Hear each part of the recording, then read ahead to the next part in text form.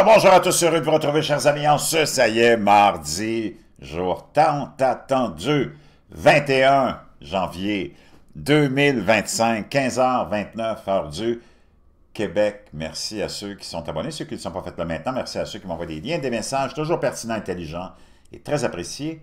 Merci à ceux qui vont me dire d'où ils regardent la vidéo, la commenter, écraser le petit pouce en l'air et partager la vidéo. Ça y est, Donald Trump est officiellement le 47e président des États-Unis. C'est la première fois qu'un président, un candidat, a participé à 3 courses présidentielles. Il en a gagné 2, puis il en a gagné 3. Ceci étant dit, chers amis, jour vraiment unique pour les anti-globalistes, les anti-mondialistes, les gens qui veulent ramener la rationalité en Occident, les gens qui veulent ramener la sécurité en Occident. On a un porte-parole qui donnera peut-être l'exemple à nos mauviettes et nos pas bons, nos bons à rien de politiciens occidentaux, que ce soit au Québec, au Canada, en France, puis les autres pays d'Europe, les marsouins, les bouffons qui nous gouvernent, sans colonne vertébrale, sans courage et naturellement, un front de bœuf incroyable et sans vergogne, qui ignore toutes les préoccupations de leur population, peu importe la couleur, le genre. Et comme Donald Trump l'a dit dans un de ses discours, il en a fait tellement, là, on veut une société de daltoniens. On veut revenir à la formule du mérite, à la formule de l'inclusion, oui, si tu as le mérite.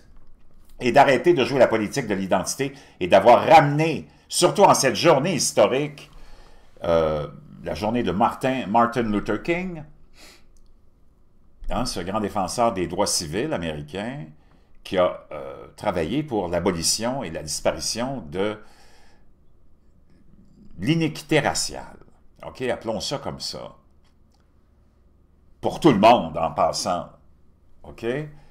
Martin Luther King n'a pas voulu ramener le racisme envers les Blancs ou les jaunes ou les verts. Il faut que ça soit éliminé. Il faut qu'on ait une société daltonien. C'est-à-dire que tu ne reconnaisses pas. Puis c'est pas important la couleur que tu as, le genre sexuel auquel tu t'identifies. Puis je vais revenir là-dessus parce que c'est important.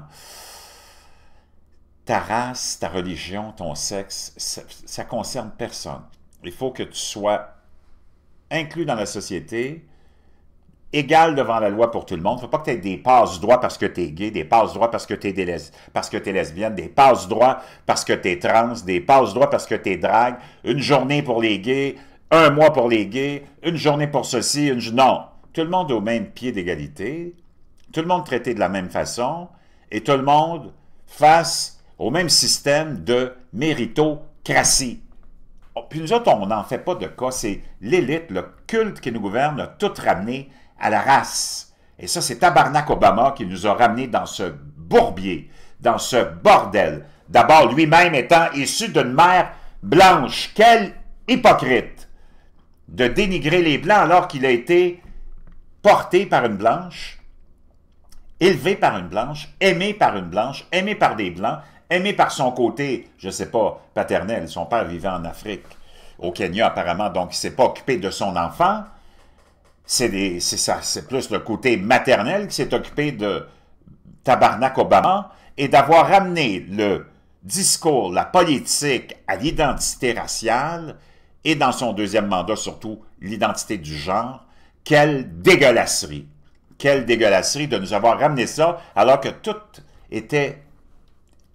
on était rendu ailleurs, là. Puis nous autres, on est rendu ailleurs, la population. Nous autres, on est daltoniens, on travaille avec toutes les races, toutes les religions, on vit avec toutes les races, toutes les religions. Nos voisins sont de toutes les races, toutes les religions. Nos enfants fréquentent les écoles avec des gens de toutes les races et toutes les religions, c'est correct.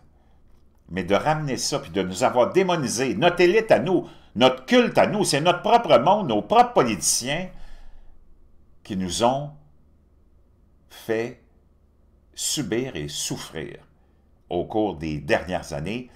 Espérons que Donald Trump, il n'y a personne de parfait. Regarde, c'est vrai qu'il a son petit côté pro-juif. Moi, ça ne me plaît pas plus qu'il faut, mais en même temps, il est quand même assez rationnel et il s'entend avec les pays musulmans et arabes aussi. D'ailleurs, il y a eu un gros soutien de la part de la communauté musulmane lors de la dernière élection en 2025, ce qui lui a permis de gagner. Naturellement, il y a des liens qui ont été créés au fil des décennies avec Israël. Regarde, moi, je ne suis pas d'un côté ni de l'autre. Pour moi, ce que ce monde-là s'arrange avec leurs problèmes. J'en ai contre le fait qu'on finance le gouvernement d'Israël, le Canada, la France, l'Europe, les États-Unis. Ils n'ont pas besoin de notre argent. Ils sont pleins à craquer. Mais pour le reste, il n'y a personne de parfait. Tu ne trouveras jamais un politicien de parfait. Ils sont tous pourris, tous corrompus. Tu viens de voir Joe Biden qui s'est même permis de pardonner sa famille avant même qu'ils aient été accusés d'aucun crime, comme il a pardonné Fauci, il a pardonné le général Milley et Liz Cheney. Ils n'ont même pas été accusés de quoi que ce soit. Donc, c'est un aveu de culpabilité que tu fais. Puis, on avait accusé Donald Trump de vouloir faire ça, puis il ne l'a jamais fait. Donc, voyez, ces gens-là sont d'une hypocrisie, ont deux standards. Un standard pour eux autres, puis un standard pour Donald Trump. Tu le sais, Donald Trump, il n'y a personne qui peut se comparer à Donald Trump. Viens pas me dire qu'il y a quelqu'un qui peut se comparer à Donald Trump. Puis l'histoire de David et Goliath, c'est du n'importe quoi comparativement au combat que lui a dû faire face. Il a combattu le monde entier, à tous les niveaux, judiciaires, médiatiques, pénal, tu peux toutes les nommer. Et il a vaincu. Et il est solide comme un roc, puis il a 78 ans. Give me a break. Viens pas me comparer qui que ce soit à Donald Trump.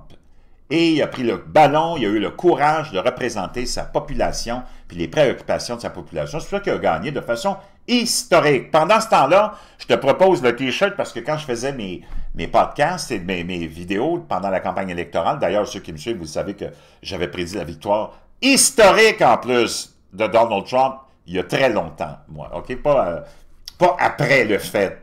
Ah, OK, moi, tu peux aller voir dans ma vidéographie, là, bien avant tout le monde, même quand tout le monde me disait « Jean, non, si les médias nous disent que c'est Kamala... » Et moi, je leur disais « Mets ta maison là-dessus. Fais-moi confiance, les Américains sont pas stupides, ils vont pas, comme nous autres, manger à la cuillère les mensonges puis la propagande des médias, qui sont que des outils de propagande. » Donc, tout le monde avait aimé mon T-shirt, je vous le mets ici. C'est celui-là, il est vraiment beau. C'est vrai qu'il sort de l'ordinaire parce qu'il est blanc et noir. Et je te laisse le lien dans la boîte de description si tu veux te le procurer. Ça va être un item vintage, hein, un item de collection. Donald Trump, il n'y a pas d'autres phénomènes comme ça qui vont exister. Jamais, jamais, jamais. Donc, on va aller faire le tour de plusieurs de ces promesses qu'il avait faites et qu'il a tenues dès le premier jour de son entrée en fonction, ce qui a rendu les médias complètement gaga, surtout quand il a communié la peine de 1500 otages du système de justice parce qu'ils étaient allés manifester pacifiquement leur mécontentement face à un résultat d'élection en 2020 qui était très douteux puis qui a été prouvé vraiment plus que douteux. Ces gens-là ont été emprisonnés par le FBI. D'ailleurs, j'ai une révélation à vous faire. Après ça, parce que je ne veux pas tout mélanger, je vais vous faire plusieurs publications. J'ai tellement de matériel à vous partager. N'oubliez pas de vous abonner, n'oubliez pas de commenter. Vous n'êtes pas obligé de toujours être d'accord avec moi. Il y en a qui ne sont pas d'accord. Puis c'est super. C'est ça la vraie démocratie. C'est de ne pas être d'accord, puis de tolérer celui qui n'est pas d'accord, puis de débattre avec lui, pas de le censurer comme les gauchistoïdes font. Parce que c'est eux autres les vrais tyrans. Donc, on a le droit d'être en désaccord. Puis moi, je ne suis pas d'accord à 100% avec tout ce que Donald Trump veut faire, puis tout ce qu'il dit. Mais je peux te dire une chose, il n'y a personne qui peut me représenter en ce moment avec mes valeurs de foi, mes valeurs qui sont rattachées naturellement à la foi chrétienne, mais que je respecte toutes les autres religions et que j'ai lu presque tous les autres bouquins religieux aussi, puis qu'il y a toutes les mêmes religions, puis moi, j'ai rien à voir avec la religion catholique, puis les cultes organisés, parce que c'est vraiment l'origine même de la mafia, c'est que du mensonge. On a usurpé le message de Dieu universel pour en faire un système religieux politique. Donc, moi, je ne suis pas associé à ça. Toutes les religions organisées sont des scams. Puis tu peux voir l'exposition de ça avec François Ier, la crapule la plus immonde sur la planète, quelqu'un qui ne devrait pas se mêler de politique, c'est pas le rôle de ces gens-là. Il devrait s'occuper de ses ouailles, s'occuper de ses pédophiles, s'occuper de ses maniaques, puis d'arrêter de voler toutes les populations mondiales, puis de peut-être remettre le butin de 2000 ans de pillage. François Ier, un communiste qui te dit que tu dois voter pour... C'est quoi, pardon? Moi, je veux savoir une chose. Tu représentes 1,5 milliard de catholiques. Dis-toi une chose, là-dedans, il y en a au moins 50% qui aiment Donald Trump, puis toi, tu t'en vas les salir, puis tu t'en vas les traiter de tous les noms, parce que c'est ça que François Ier a fait, puis tu leur dis qu'il faudrait voter pour Kamala Harris. Depuis quand un représentant religieux d'1,5 milliard d'individus se positionne politiquement? C'est complètement l'exposition de la corruption de l'Église catholique qui est l'expansion et qui est la continuité de l'Empire romain qui n'est jamais disparu. OK? Au contraire, l'Empire romain est maintenant maître de la planète avec 300 ans après, je pense, la venue de Jésus, les Romains ont volé le message de Jésus et en ont institué, en ont constitué un système de raquettes incroyable qui est devenu l'Église catholique. OK? Donc, moi, je n'ai rien à voir avec les religions organisées. C'est tous des systèmes sociopolitiques. Ceci étant dit, on va aller sauter dans les ordres exécutifs de Donald Trump aujourd'hui. Je pense qu'il y en a 200. On ne va pas aller les énumérer, les 200, mais les plus importants. Alors, on va commencer avec celui qui a rendu les médias complètement gaga. Et c'est celui du pardon pour 1500 et plus de ces otages du système de justice de Joe Biden et du Deep State contre les manifestants pacifiques qui ont juste démontré leur mécontentement le 6 janvier 2021 suite aux résultats. Et je peux dire une chose, ça a rendu les médias complètement gaga. Le président Donald Trump a gracié, commué la peine ou les peines de prison au promis de classifier sans suite les dossiers de plus de 1500 personnes accusées de crimes. Complètement. Il n'y a eu aucun décès, sauf Ashley Babbitt, qui a été tuée accidentellement, probablement, on l'espère, par un policier. C'était le supporter de Donald Trump. Il n'y a personne d'autre. Les médias ont menti sur le fait qu'il y avait eu 5 policiers qui étaient morts.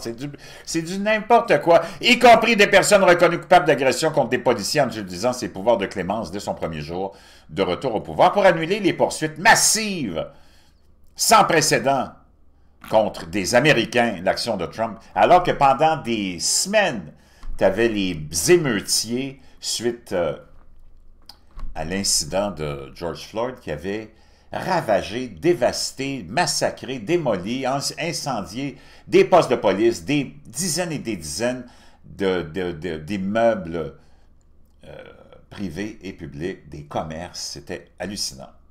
Et ça, on n'avait pas levé le petit doigt, alors que là, on avait envoyé le système de justice contre ces partisans qui avaient démontré pacifiquement leur mécontentement. Et on avait des agents du FBI, ça a été démontré à maintes reprises. Toutes les vidéos ont été relâchées, déclassifiées. Tu vois les gens marcher. Les policiers ouvrent même les portes aux supposés... Moi, j'en reviens pas comment on a pu appeler ça les insurrectionnistes. Du monde pacifique, pas une arme à feu, rien. Comment tu vas renverser le gouvernement le plus puissant au monde avec une poignée de zigotos? Vraiment, c'était du n'importe quoi. Donc, on passe à travers ça parce que c'est pas vraiment important. Tous les décrets que Donald Trump a signés lundi lors de son défilé d'investiture et qui a continué aujourd'hui. Un nouveau décret ordonne le retrait des États-Unis de l'accord insignifiant et complètement frauduleux de Paris sur le climat. Trump a signé lundi un décret ordonnant aux États-Unis de se retirer à nouveau de l'accord historique de Paris sur le climat, accord historique de bidon, de folie furieuse. OK? Complètement gaga. Trump a de nouveau aussi retiré les États-Unis de l'Organisation mondiale de la santé. Les grâces accordées aux victimes, je te dis, en tout cas aux otages, moi je les appelle les otages du 6. Donald Trump a maintenu TikTok en ligne pour le moment. Mesure exécutive gelant l'action de Biden sur Cuba.